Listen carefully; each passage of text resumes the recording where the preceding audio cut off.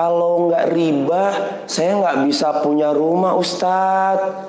Kalau nggak ngambil kredit motor dengan cara riba, saya nggak bisa punya motor Ustadz. Ini pikiran yang syaitan mainkan di kepala kita, supaya itu membuat kita mengambil riba.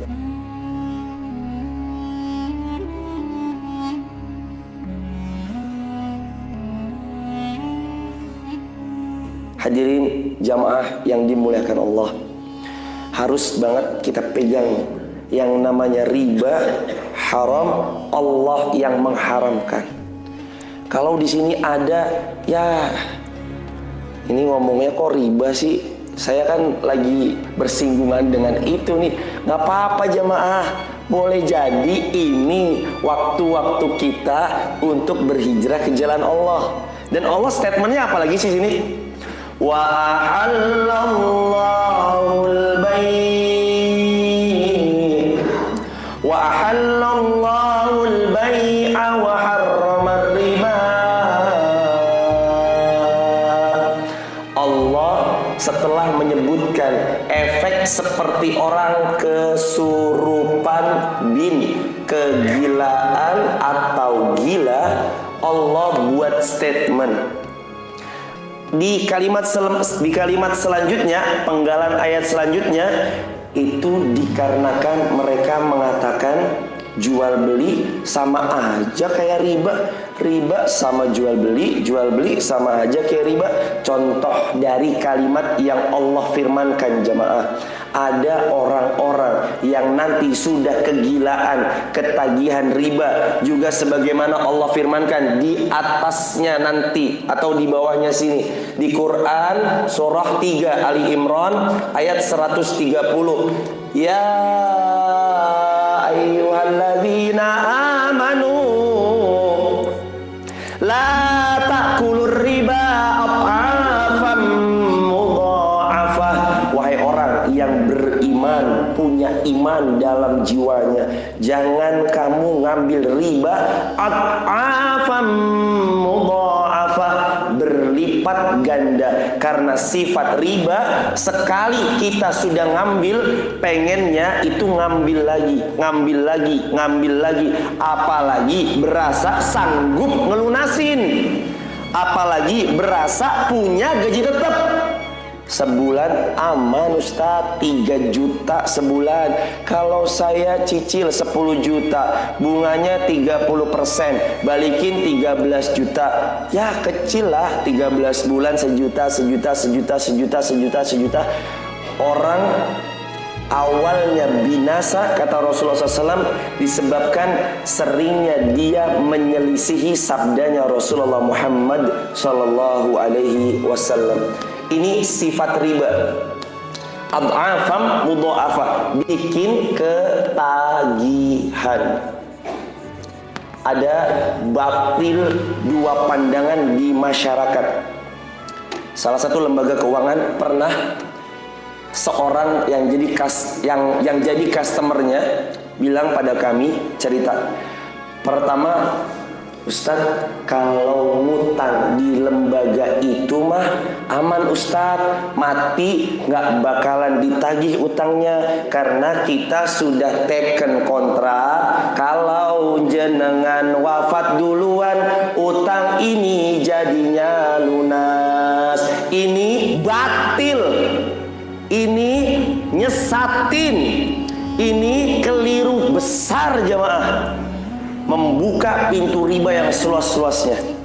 Tenang aja Pak, tenang aja Bu, kalau minjem di lembaga kami, saya nggak nyebut lembaganya apa, saya nggak nyebut warna, saya nggak nyebut merek, saya nggak nyebut brand. Kalau minjem di lembaga kami, tenang aja, pinjam 100 juta pagi, siangnya cair, malamnya ibu meninggal, 100 juta itu lunas. Semua berbondong-bondong, Pak minjem Pak, Pak minjem Pak, Pak minjem Pak. Beneran, pagi jam 8 buka, pinjam jam 11 siang cair, maghribnya meninggal dunia, lunas.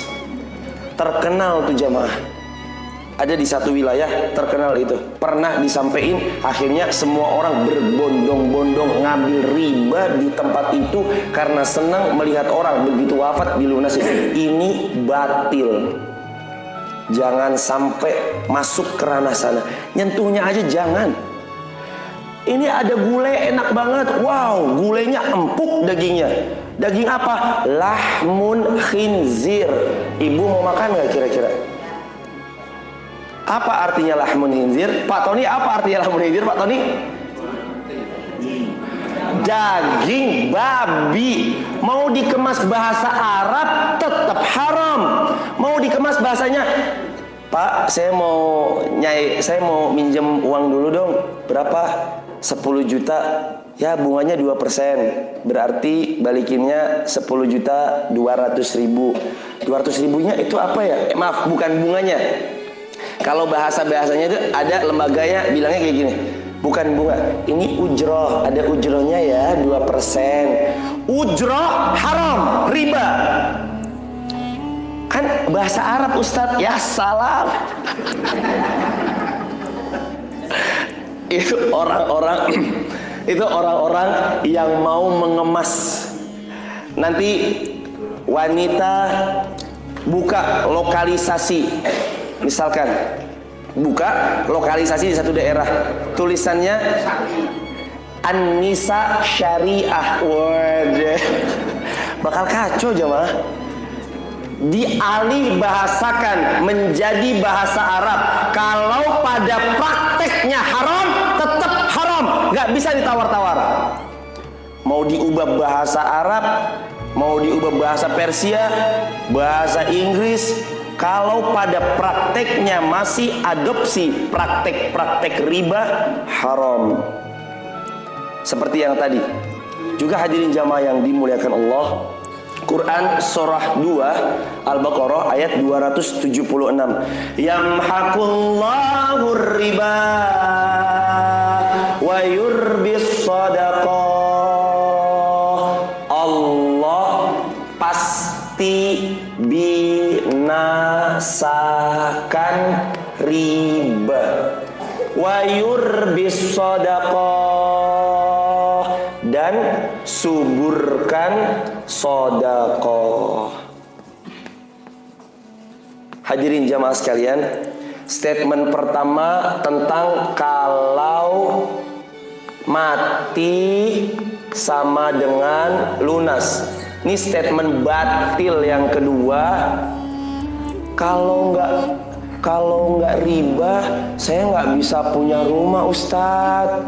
Kalau nggak ngambil kredit motor dengan cara riba, saya nggak bisa punya motor, Ustadz. Ini pikiran yang syaitan mainkan di kepala kita supaya itu membuat kita mengambil riba.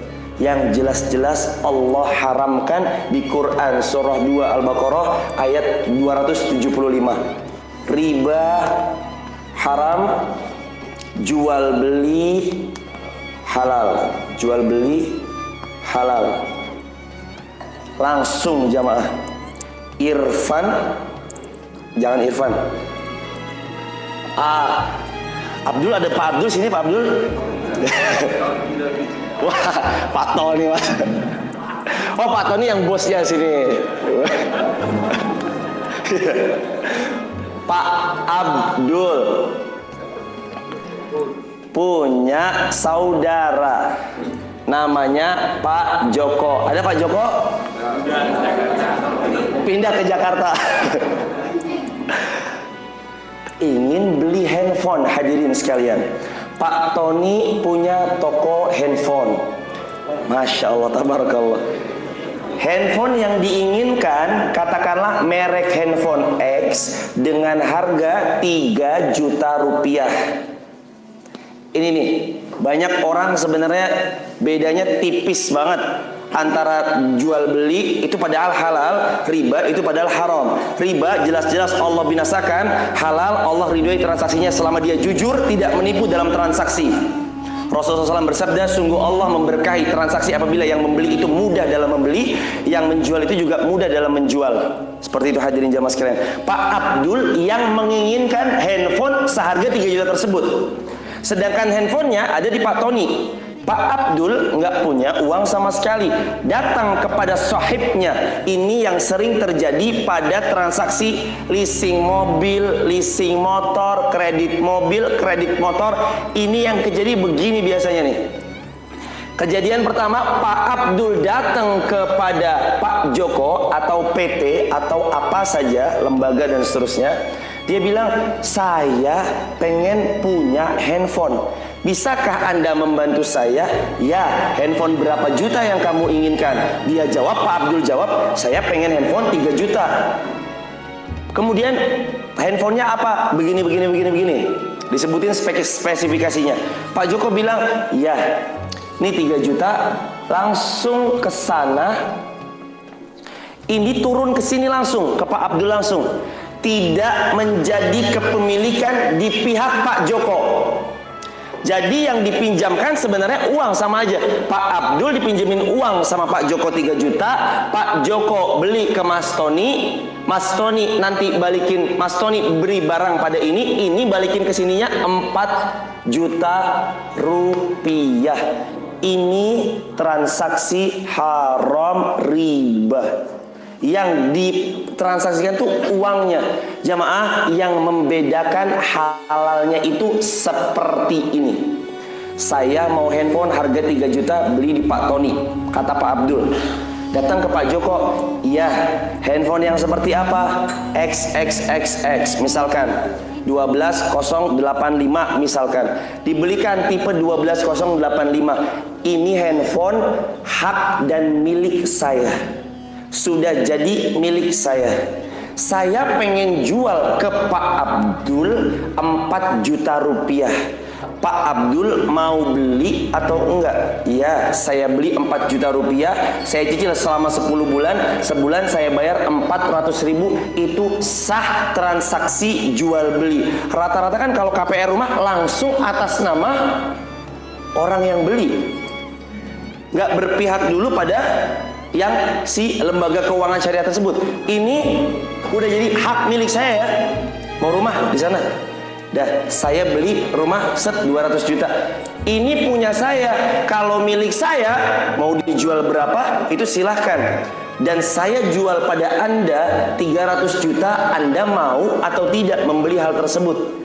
Mau, ya udah. Dijual dengan harga 300 juta, itu transaksi jual beli dan bukan riba. Tipis banget jemaah. Kalau yang di sini apa? Kalau yang di sini transaksi riba. Dia meminjam uang 3 juta, Mas Joko bilang balikin 4 juta, dipakai untuk membeli handphone seharga 3 juta. Atau dalam bahasa yang lain, kalau kita datang ke salah satu lembaga keuangan itu, dia nanti membelikan langsung atas nama kita. Di mana miliknya dia? Pertanyaannya, ini pihak yang di sini ini milik barang tersebut atau enggak? Kan jatuhnya dia enggak memiliki barang tersebut. Dia langsung dari sini ke sini. Itu yang enggak boleh hadirin jamaah sekalian. Karena jual beli dimiliki, kemudian baru dijual lagi kepada saudagar atau saudara di sana.